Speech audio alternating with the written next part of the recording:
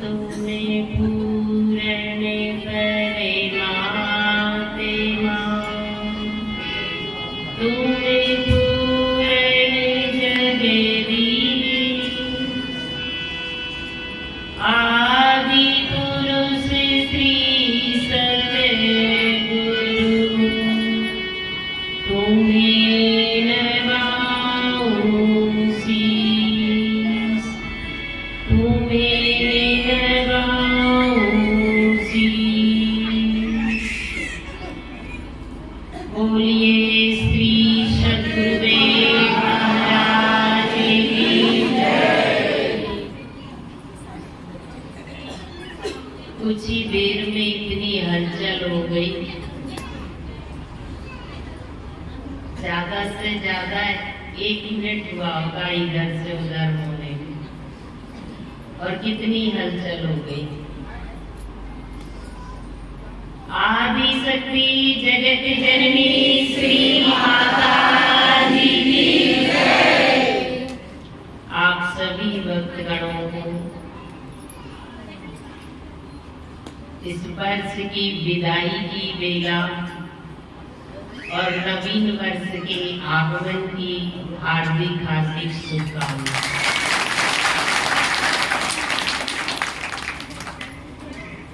कहते हैं विदाई तो दस्तूर है जमाने का पुराना, विदाई तो दस्तूर है जमाने का पुराना, पर जहां भी जाओ अपने कदमों के निशा कुछ इस तरह छोड़ जाओ कि तुम्हारा ही तराना गुनगुनाए ये जमाना। तो ये जो 2023 है ना, ये बीत रहा है विदाई की बेला है, लेकिन ये वर्ष तो इतिहास के पन्नों पर अमर हो गया। आने वाले समय में देखो कुछ देर का समय है और सत्संग शांति का विषय है।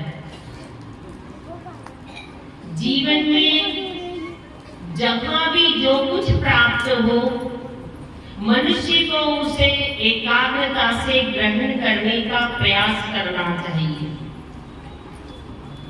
और वो एकाग्रता सफलता के मार्ग में बहुत ही अनिवार्य है। हम चाहते हैं सफल होना, हम चाहते हैं ऊंचाई को प्राप्त करना, चाहत है या नहीं हमारी सबकी, बताओ कोई बुरा ना माने। पर इस चाहत के आगे नीचे कहते आधार है, इस चाहत की महक का फाउंडेशन है ज्ञानी कहते एकाग्रता। जीवन में तब तो ऊंचाई पाएगा, तब अपने लक्ष्य और मंजिल को प्राप्त करेगा जब जीवन में एकाग्रता होगी। चित्तवृत्तियों की एकाग्रता, इंद्रियों की एकाग्रता, मन की एकाग्रता, ये संसार में भटकती हुई वृत्तियों की, ये नाना प्रकार की सूक्ष्म से सूक्ष्म इस मस्तिष्क से निकलती हुई तरंगों की एकाग्रता, ये सब की एकाग्रता मेरे जीवन में मुझे ऊंचाई पर ले जा सकती है। और ये आध्यात्मिक ऊंचाई कुछ ऐसी है कि संसार की ऊंचाई हजारों विकारों के साथ प्राप्त हो जाए, पर आध्यात्मिक ऊंचाई कहती है कि अगर मुझे पाना चाहता है तो एकमात्र मानव जीवन है ना, एकमात्र मानव जीवन और साथ में ये सारे सद्गुण, तब कहीं जाकर के मेरे जो मंजिल है वहां प्राणी तू पहुंच सकता है। इतना सरल नहीं है। इसलिए जहां भी कहीं कथा वार्ता में या सत्संग में जाओ, एकाग्रता के साथ कुछ देर सब तरफ से मन को हटा करके और जितना ज्यादा हो सके कम समय में उतना ज्यादा ग्रहण करने का प्रयास करना चाहिए। ऐसे ज्ञान सागर है कहा, सागर जैसा विशाल है, पर फिर भी हम उसमें से चंद बूंदे एकत्रित करके अपने जीवन को सराबोर कर सकते हैं। पर कब? जब हम चंद बूंदे एकत्रित करेंगे तभी तो, यही तो संभव ही नहीं।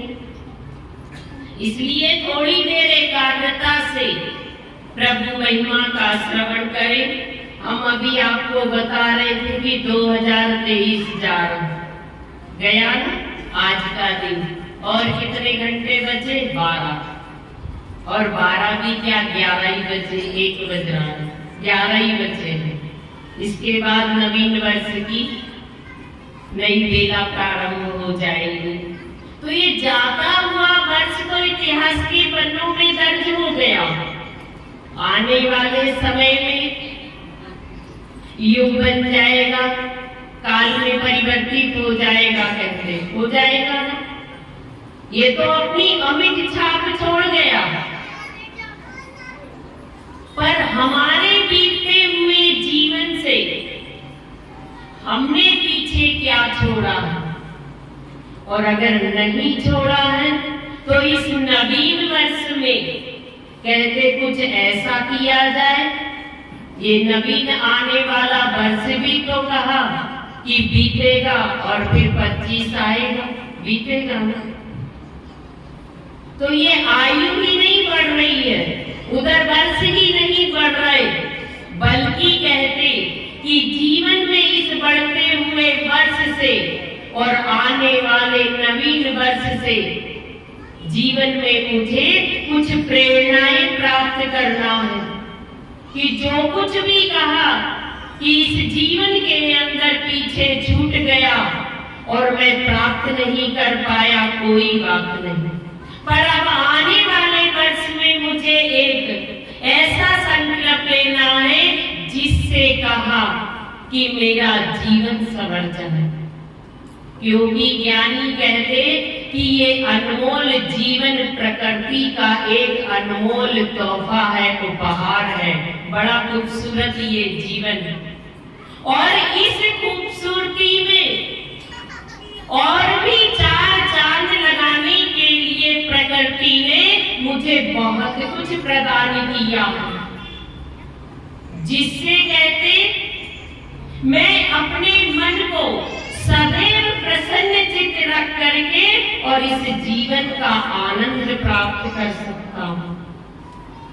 पर मेरी स्थिति कुछ ऐसी है कि निरंतर भागते रहता, निरंतर कहाँ भागते रहता हूँ, पर प्राप्त कुछ भी नहीं कर पा रहा। इस निरंतर भागते रहने की, दौड़ते रहने की इस दौड़ में मैंने वास्तव में पाया क्या है?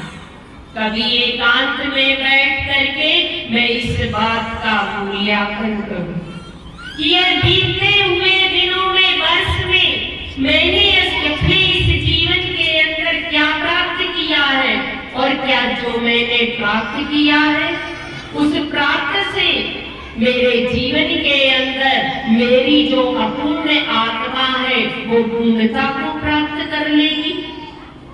अगर उस खाते को खोला जाए ना तो उसमें यही आएगा कि किसी भी स्थिति में हंसने की बात नहीं, पर ये सत्य है कि ये आत्मा पूर्णता को प्राप्त नहीं कर सकती, और ये प्रकृति का उपहार मिला है कि जीव तू जन्मों से अपूर्ण है, जन्मों से इस आवागमन के चक्र में पड़ा है, जन्मों से अज्ञान अंधकार के रूप में भटक रहा है।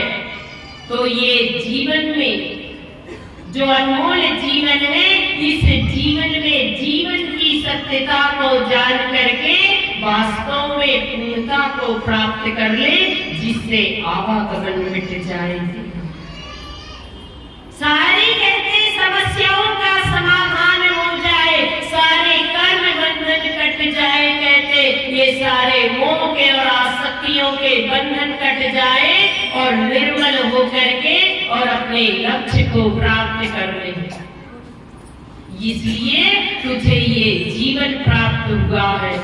लेकिन रात दिन जो वस्तु कहते मेरे योग्य नहीं है, जो मेरे काम आने वाली नहीं है, उन चीजों को रात दिन पकड़ने में मैं व्यर्थ दौड़े जा रहा हूँ। कुछ पकड़ाई आ भी जाती है तो कुछ क्षण का सुख दे करके वही सुख कुछ देर में कहते दुख में परिवर्तित हो जाता है, और कुछ के पीछे जीवन भर भागते रहता पर पकड़ नहीं पाता हूँ। है ना मेरी यही स्थिति।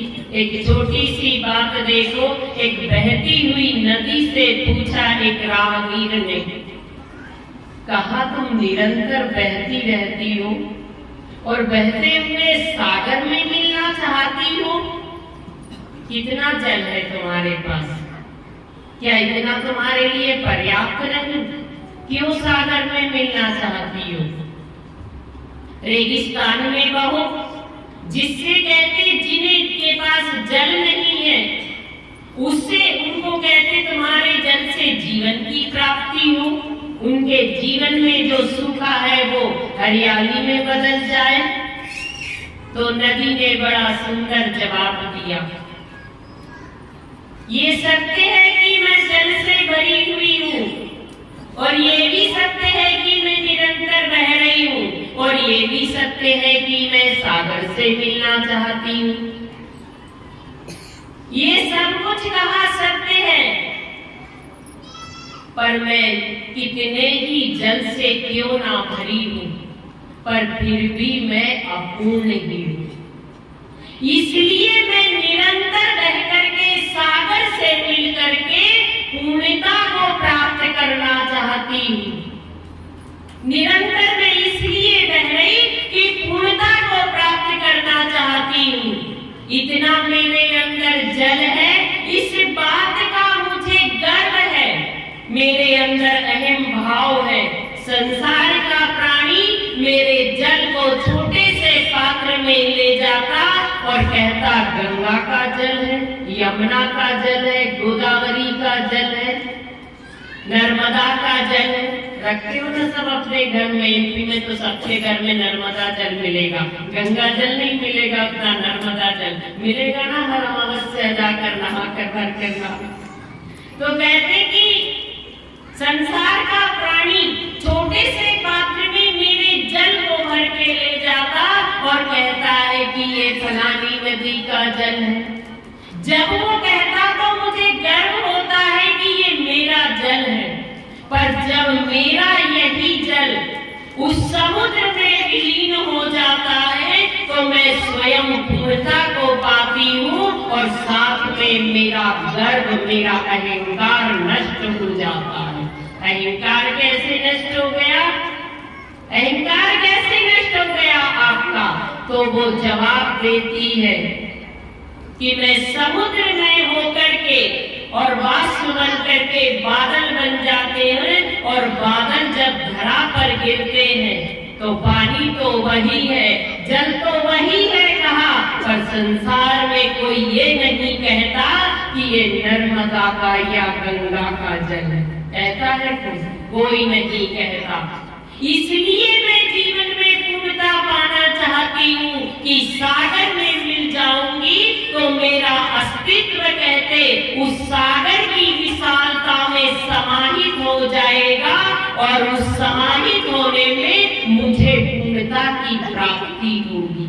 ठीक इसी प्रकार ज्ञानी कहते कि हे संसार के प्राणी, तुम्हें भी कहा ये मानव जीवन की प्राप्ति हुई है, और निरंतर इस मानव जीवन में भागते ही चले जा रहे। और इससे पहले जो जीवन था, याद तो किसी को नहीं क्या बनकर आए थे, पर आए इसी धरा पर थे, किसी अन्य लोक में नहीं, आए इसी मृत्यु लोक में थे। बार बार कहते जन्म और मृत्यु की गोद में समाहित थे। निरंतर कहा ये हमारा बहना ही तो है, ये नदी की भांति बहना ही है। निरंतर इस मृत्यु लोक में बह रहे, आवागमन के चक्र में बह जीव, इस बहते हुए सफर में रुक करके तू पूर्णता की ओर कदम नहीं बढ़ाएगा, तब तक कहते अपने जीवन की वास्तविकता को प्राप्त नहीं कर सकता, अपने जीवन के वास्तविक मूल्य को प्राप्त नहीं कर सकता। और रुकने के लिए आत्म मंथन करना हो।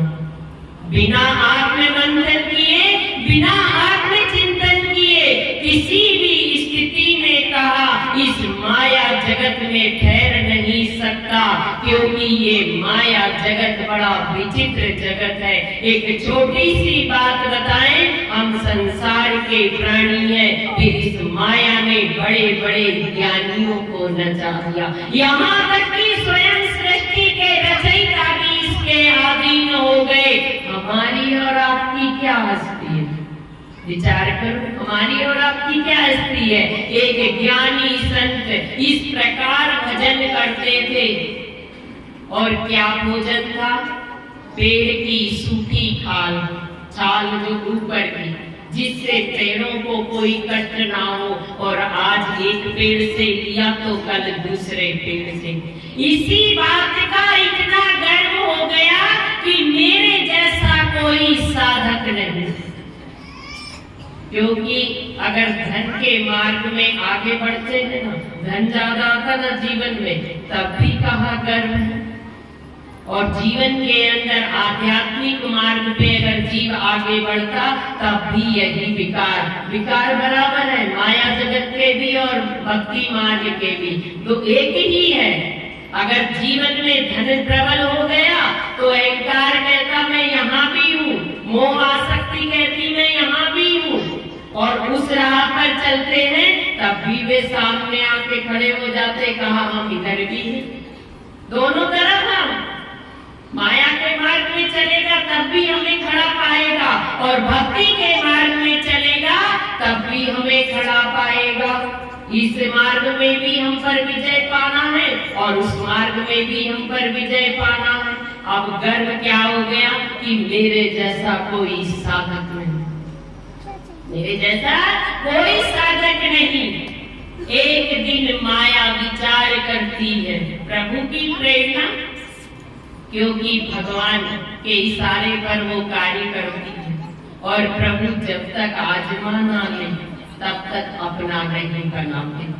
जब तक वो सब तरह से यहाँ एक तराजू है, आकार कम छोटा बड़ा है ना, सोना और लोहा तोलने की, पर तराजू एक ही है। पर परमात्मा के पास कहते ना जाने कितनी तराजू है जिससे वो भक्त को तोलता है, और कब किस तराजू से तोले ये भक्त भी कल्पना नहीं कर सकता, सोच नहीं सकता। माया को प्रेरित कर दिया, माया ने एक सुंदर स्त्री का रूप धारण किया, और माया के द्वारा रचित देसी घी का हलवा आज हमारे भाई जी लोगों ने बनाया था गुरु महाराज जी के, शायद अभी और भी बना प्रसाद में मिलेगा। तो कहते देसी घी का हलवा ऐसे ले जाएंगे तो ये साधक है, तपस्वी है, लेंगे नहीं। अपनी उंगलियों से वृक्ष, जंगल में जितने वृक्ष से सर पर लगा दिया, काल लेने तो जाएंगे ही, सूफी काल तो प्रतिदिन का नियम लेने जाएंगे ही, और जब लेने पहुंचे तो निकाल रहे थे तो उंगली पड़ गई उस हलवे पर। ये तरल पदार्थ लगता प्रकृति ने दिया है, इतनी अच्छी इसकी खुशबू है, और बहुत अच्छा नरम नरम भी है। ये सारे उसके हलवे के गुण उन्होंने विचार किए, और ये मेरी प्रकृति सेवा कर रही है। ये कौन के मन में आया? साधक के मन में आया। तुरंत उंगली से निकाला और अपनी जीवा पर रखा, तो तुरंत पता चल गया कि ये स्वाद हलवे का है।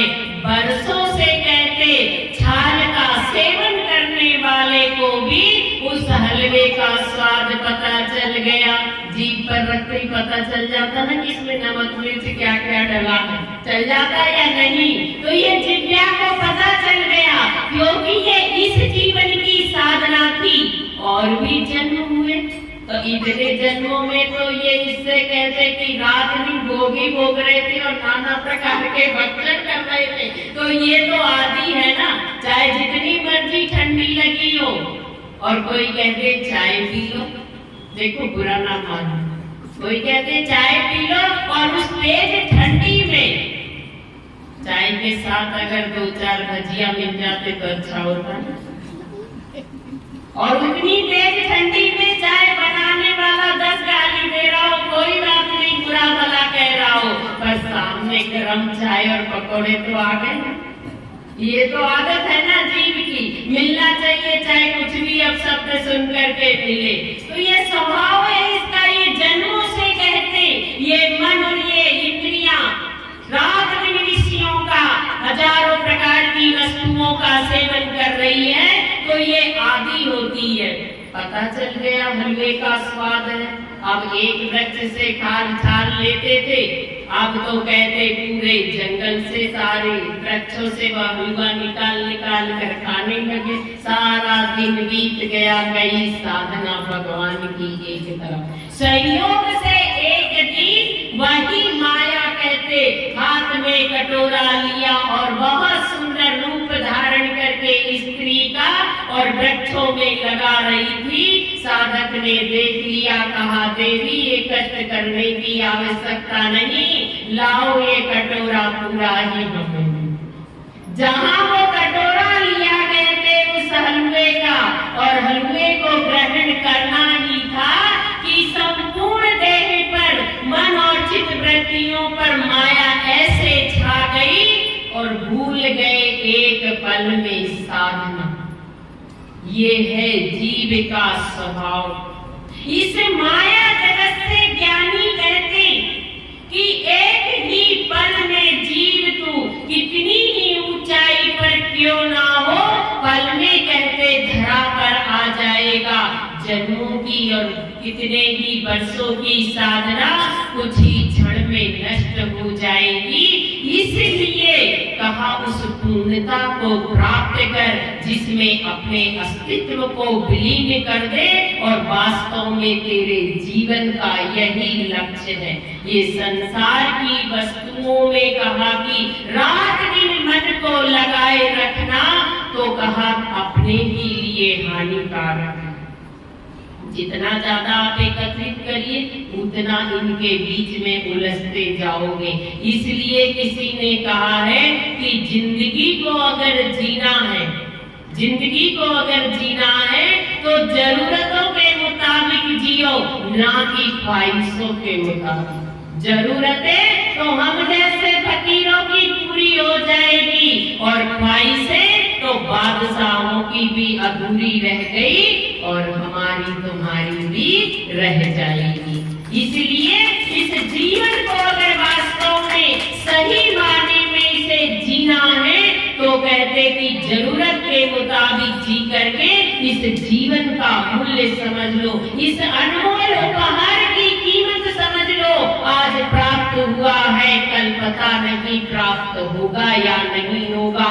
आज हमें गर्व इतना है कि मेरे पास ये है वो है, दुनिया का वैभव है, पर प्रभु कहता है कि मेरी कहते यहाँ पर इस प्रकार व्यवस्था है कि प्रतिपल हजारों को भेजता हूँ, हजारों को वापस बुलाता हूँ, पर दिखाई नहीं देते मेरे कोई कर्मचारी। दिखते हैं भगवान के कोई कर्मचारी यहाँ, पर व्यवस्था इतनी तगड़ी है मेरी कि एक नया पैसा भी तू इस धरा से उस लोक नहीं ले जा सकता। है ना व्यवस्था? अभी कोई फैक्ट्री में काम करने वाला उसका कैमरे लगवा दो, निगरानी होती या नहीं, पर प्रभु कहता मेरी व्यवस्था देखिए, जितना मर्जी विस्तार कर लो, पर जब यहाँ से जाओगे तो कहा खाली हाथ ही जाना है। इसलिए इस विस्तार के और इस संग्रह के चक्कर में न पड़ करके इस बीतते हुए अपने आयु के वर्ष और दिन से जीवन में प्रेरणा प्राप्त करो कि इस बीतते हुए सफर में मैंने कुछ भी नहीं प्राप्त किया, और जो भी अगर मैंने थोड़ा कुछ प्राप्त किया है तो उसे सहेज करके रखने का प्रयास करो। क्योंकि प्रयास की हुई वस्तु का बहुत जल्दी जाती है। कितने लोग हैं, बुरा ना मानना, जो 500 का नोट खुला नहीं करवाते। क्यों नहीं? भाई जी खुला हो गया ना तो खत्म हो जाए। भाई जी अगर इसके खुले करा लिए ना तो बहुत जल्दी खत्म हो जाएगा, इसलिए इसे बंद ही रहने दो, बड़ा ही रहने दो। कहा होता ना, तो संसार के अंदर जितना मर्जी संग्रह कर लो, कहा ये सब हाथ से निकल जाएगा। पर जो थोड़ा बहुत आध्यात्मिक मार्ग में प्राप्त किया है तो इसे कहते ये संसार की वस्तुएं मांगने में नष्ट ना करो, इसे संचित करके रखो। ये परमात्मा के नाम की पूंजी अगर मेरे जीवन में है तो आने वाले कल में ये पूंजी मेरी आत्मा के लिए जमानत सिद्ध होगी, ये जमानत के तौर पर कार्य करेगी। इसलिए कहा है ज्ञानियों ने, करो दिल से सजदा, करो दिल से सजदा तो इबादत बनेगी। गुरु चरणों की सेवा और भक्ति अमानत बनेगी। खुलेगा जब तेरे गुनाहों का खाता, खुलेगा जब तेरे गुनाहों का खाता, तो यही कहते अमानत, यही गुरु भक्ति तेरी जमानत बनेगी। क्योंकि गुनाहों का खाता सबका खुला है, चाहे राजा हो या रंक, या साधु हो या सन्यासी। उसके यहाँ कहा हिसाब शमशान से ही शुरू हो जाता है। शमशान स्वयं कहता है, कहा है शमशान तेरा हिसाब बड़ा नेक है। तेरे दर पर अमीर आए या गरीब, साधु आए या फकीर, सबका बिस्तर एक है ना? सबका बिस्तर एक लकड़ी का। लकड़ी बदल सकती है, चंदन की या कुछ हो सकती है, पर रहेगी लकड़ी, रहेगी लकड़ी ही। तो जब प्राण निकले, जब वो प्रभु इस देह से निकला और हिसाब यहीं से शुरू हो जाता है। इसलिए ये संग्रह की हुई वस्तु नहीं जाएगी। अगर जीवन में संग्रह करना ही है तो इस जीवन में प्रभु नाम का संग्रह करो, परमात्मा के नाम का संग्रह करो। वो पूंजी मुझे आत्म कल्याण में सहायक होगी और वही पूंजी मुझे आत्म शांति और कहते मुझे मुक्ति की ओर ले जाएगी। पर मेरा दुर्भाग्य, मैं मुक्ति की चाह रखता हूँ पर मुक्ति के लिए यत्न नहीं करता, प्रयत्न नहीं करता। और ज्ञानी कहते रोज थोड़ा थोड़ा हरि का भजन कर ले, मुक्ति का प्यारे तू जतन कर ले, यतन कर ले। पता है, रोज थोड़ा थोड़ा हरि का भजन कर ले और मुक्ति का प्यारे तू यतन कर ले। इसलिए आप सभी से निवेदन है, ये वर्ष बीतते रहेंगे और बीतने के साथ साथ अपने जिंदगी के वर्ष भी कम हो रहे या नहीं हो रहे? एक वर्ष बढ़ गया, इधर अगर नया वर्ष आया ना तो आयु का एक वर्ष कम हो गया है, ये भी याद रखना। और बड़े हो गए, कहते बड़े हो गए, पर वास्तव में बड़े नहीं, छोटे होते जा रहे। आयु कम होती जा रही तो छोटे ही तो होते जा रहे, अब बढ़ने वाला समय नहीं है। इसलिए इन बीतते हुए दिनों से और इस नवीन बेला में कहा संकल्प में कि जो बीता है कोई बात नहीं, पर आने वाला ये नए वर्ष गुरु महाराज जी आपकी कृपा से मेरे जीवन में भक्ति से परिपूर्ण हो। बाकी अगर याद रखना, जीवन में अगर भक्ति है ना तो सारे सुख अनायास प्राप्त हो जाएंगे। और मेरी दौड़ माया की ओर है, मैं सांसारिक वस्तुओं की ओर दौड़ रहा, इसीलिए एकमात्र कहते मैं दुखी हूँ। मेरे दुख का कारण ये संसार की ओर मेरी दौड़ है। मेरी दौड़ कहते परमात्मा की ओर हो जाए, मेरे कदम भक्ति की राह पर आगे बढ़ जाए तो अपने आप धीरे धीरे मेरे जीवन में सुख और शांति और संतोष प्राप्त होता जाएगा। और ये सुख शांति संतोष मुझे आत्म कल्याण और मुक्ति की राह पर ले जाएगा, ये मेरी आत्मा का कल्याण करेगा। इस बीते हुए वर्ष की भी शुभकामनाएं और इस आने वाले मंगलमय वर्ष की भी आप सभी को बहुत बहुत शुभकामनाएं। आज भी मुबारक, कल भी मुबारक। और आप सभी ने इस एक वर्ष में जो प्यार दिया ना सागर जैसा, वो भी आपको मुबारक। हम रहे या ना रहे इस जहां में, पर हमारी ओर से हर नया साल आपको मुबारक। बोलिए श्री सद्गुरुदेव